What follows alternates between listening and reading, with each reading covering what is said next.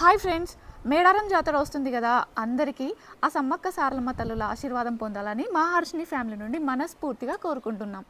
తెలంగాణలో జరిగే ఈ మేడారం జాతరకి కొన్ని లక్షల మంది వస్తుంటారు కదా.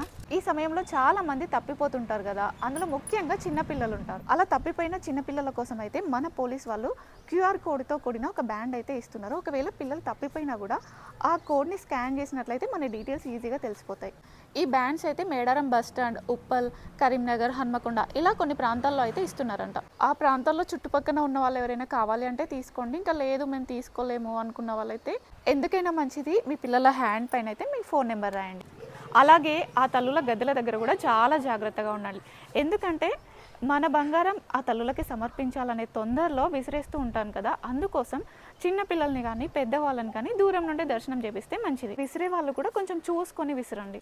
ఇంకా ముఖ్యంగా జంపన్న వాగులో స్నానం చేసే వాళ్ళు కూడా చాలా జాగ్రత్తగా ఉండండి. ఎందుకంటే ఆ వాగులో అక్కడక్కడ గుంతలు కూడా ఉన్నాయంట.